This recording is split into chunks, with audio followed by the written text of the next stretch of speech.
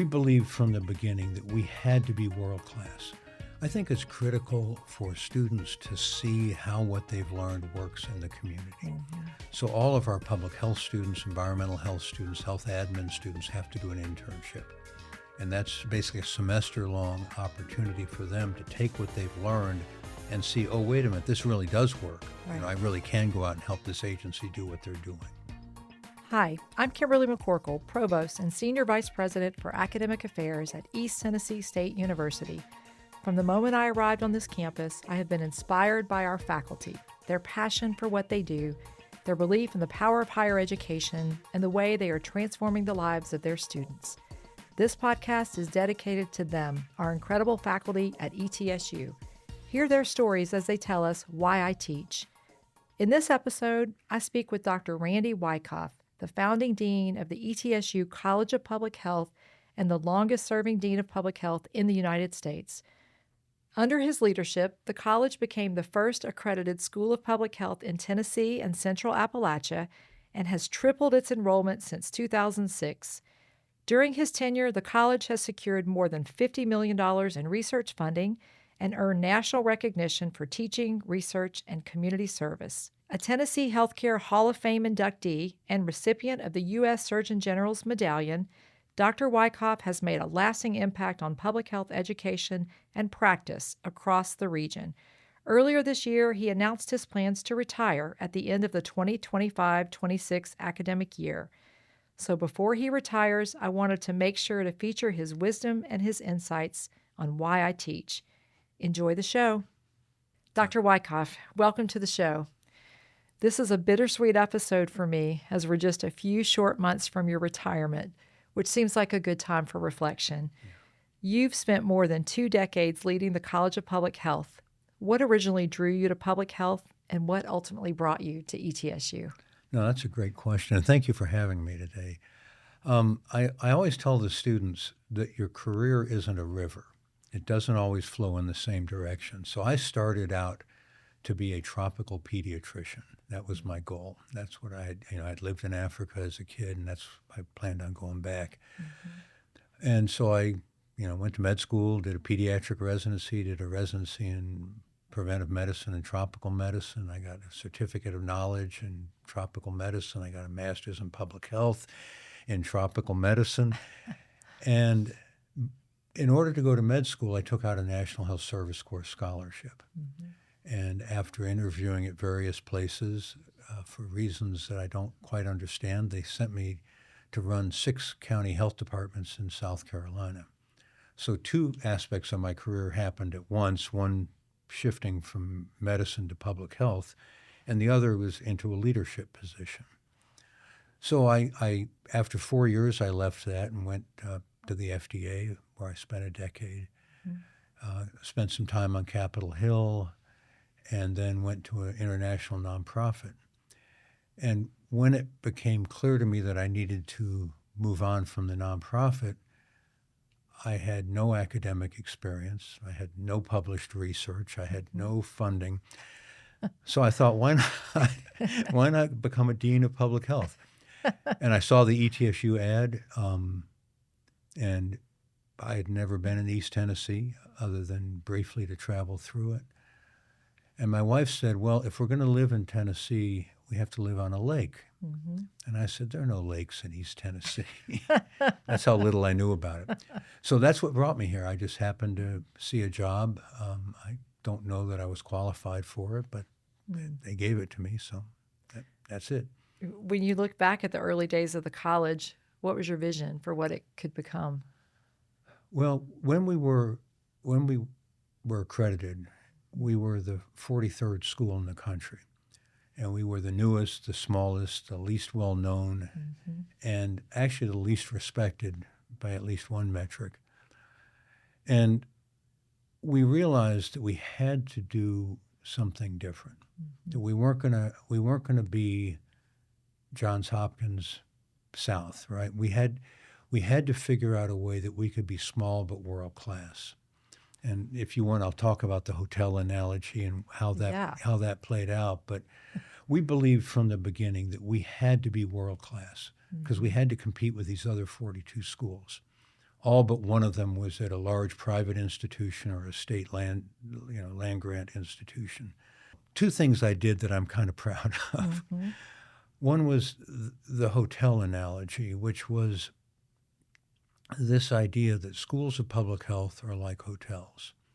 You know, your five-star hotel has a gold elevator and doorman and uniform and a Cartier distributor and a Michelin star restaurant, more than you could possibly use in any one hotel stay and at a premium price. Yeah. But large schools of public health are like that. Mm-hmm.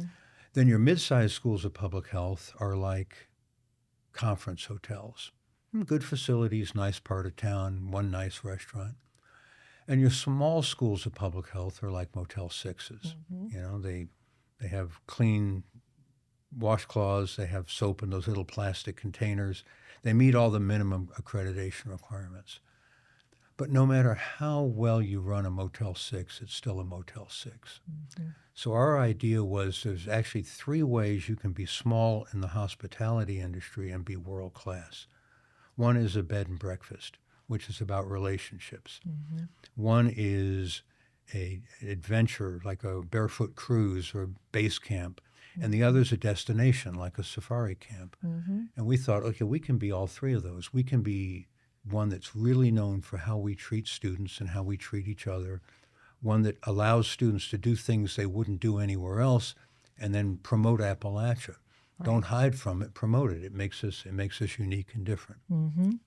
So that was the one thing. The other thing I did that I think was the only other thing I'm proud of, I've always had this idea that once someone shows you they can do their job, the best thing you can do is let them do whatever else they can do. Mm-hmm. And you see people just absolutely go well beyond what their job description is. Yeah. Because you empower them to do things. And that's worked really well for us, especially as a small school. We had to have people that could step up and do things that we didn't expect. That's great. Well, two of the secrets to the success. That's right. Yes. That's right. Yes. That's all there is. The College of Public Health has been nationally recognized for its innovative curriculum and teaching. How do you help students connect what they learn in the classroom with real-world health challenges? Yeah, I think public health is somewhat unique in that while it is an academic field, it's an applied field. Mm-hmm. And so the students from the beginning know that they're going to learn skills that will be relevant in the workplace. Yeah. And my personal theory has always been that when I'm teaching, my job is to prepare the students for the career that I had. Mm-hmm. None of them will have that career, but whatever I've learned on the way is what I should be preparing them for, because anything else is a little bit artificial on my part, right? Yeah. I know a theoretical approach, but if I talk about here's how federal advisory committees work, here's how you work with media, here, the skills that I had to learn along the way. Mm-hmm. What teaching approaches have you found most effective when preparing students to work in communities across Appalachia and beyond? I think it's critical for students to see how what they've learned works in the community. Mm-hmm. So all of our public health students, environmental health students, health admin students have to do an internship. And that's basically a semester-long opportunity for them to take what they've learned and see, oh, wait a minute, this really does work. Right. I really can go out and help this agency do what they're doing. Yeah.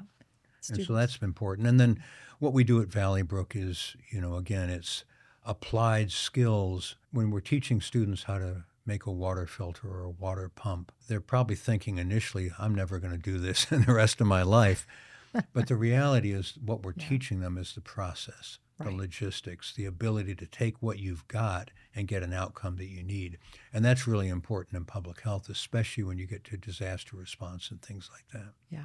As someone who's mentored faculty as well as students, and since public health professionals are educators in their own right, what advice do you give educators who want to become effective teachers? That's a great question. I used to look at all the SAIs, and I discovered that there were three things that you always see in a positive SAI and two things that you always see in a negative SAI. The three things are know the material, care about students, enthusiastic. Right. Everybody knows their material. if you don't care about students, you probably shouldn't be in higher ed. And if you're not enthusiastic, you're not thinking about how cool what you're doing is. On the downside, the two that come out are disorganized and unfair. Right. Usually unfair is I didn't get any grades before midterm, and now I have no way to get my grade back up. And then disorganized is what it is. But in the College of Public Health, we have great faculty. We've won the teaching award, I think, 5 times. It's a real pleasure to watch people take their own natural approach to life and apply it in the classroom. And you have people that are very systematic. I don't know if I can mention names, like Patrick Brown with Pogel, right? He's very systematic. We have others who are very hands-on and applied, like Mike Stutz. And we have others that are old school, they get up and lecture, others who have interactive. But that's less important than knows the material, cares about the student, and is enthusiastic. Yeah. Anyone who can do those things, it works out. I'll mention that right after we record this podcast, you're headed to your own class that you teach. I am. Yeah. I'm assuming you use those approaches in the classes that you continue to teach. I do. And what I've tried, I co-teach it with Hadi Mahmoudou. And what we try to do is he teaches leadership from the sort of the academic side, what's the literature show. I try to walk students through, again, the career that I've had. And the whole idea is to teach the application of the skills through doing. So that's my general approach. Yeah. It's great that you continue to teach. Yeah. Oh, yeah. I mean, you'd be crazy to be at a institution of higher ed and not do it, right? Yeah, that's right. That's the great payback is That's right. dealing with students. Absolutely. Not that I don't like dealing with everyone else, but students are the high point. They're right? the highlight. Yeah. That's right. During the COVID-19 pandemic, you helped lead the creation of educational videos and public outreach. In many ways, that was teaching on a community scale. What did that experience teach you about educating the public? I think it reinforced something that is in public health and in a lot of fields, you have to speak the truth. You speak, as you know it, and recognize when things are unknown or evolving or changing. But with COVID, there was so much information going out. Some of it was accurate, some of it wasn't. So I just tried to use my updates to say, this is what I believe is true at this point now. I think that was the way I first got to know you, was through your videos through COVID. Yes. Do you want to tell us what the tagline was for those?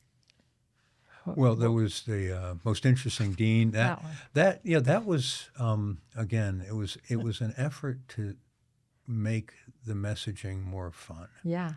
And what we discovered was that ad campaign had ended in 2016, and there were a whole lot of students who had no idea what I was doing. And one of the people who works for me was like, "Why are you talking in that funny accent?" So but the idea was make it entertaining, right. Get the message out in a way that isn't offensive to people. Yeah, it drew people in. Yeah. And you were the most interesting dean in the world. So for a few short weeks. As you prepare to retire, what reflections do you have about the impact teaching has had on your own career and life? Oh, I can't think of a better way to end your career than teaching. You're taking everything that you've learned and you're passing it on to a new generation. It's incredibly rewarding. It gets a little bit awkward because, my dad said that when I became dean, my jokes would be a lot funnier. And it is a little bit awkward that people accord you this status above and beyond what you feel you've earned. And I think teaching does keep you humble a little bit because you're sitting there and every time you're teaching, you're thinking, what don't I know about this subject? Why am I comfortable talking about this issue? And the same with the weekly updates. I almost always have to do some research. I can't just spontaneously do them. But it's incredible. It's incredibly rewarding to be a teacher. it's amazing to be at a place like ETSU that has focused on this community. You know, I talk to other deans at other schools, and many of them have no real deep relationship with their region the way we do. Yeah. You know, and the president says it all the time, right? We were created in 1911, and we went from education to business to health to, the arts. We really touch everything that matters in this region. Yeah. And, in public health, that's what it is. Public health is everything that helps people live healthier, more productive lives. Mm-hmm. And, I wouldn't want to be a dean anywhere else. Mm-hmm. And especially at a place that values, sort of esoteric research over the difference that you make in your community. Yeah.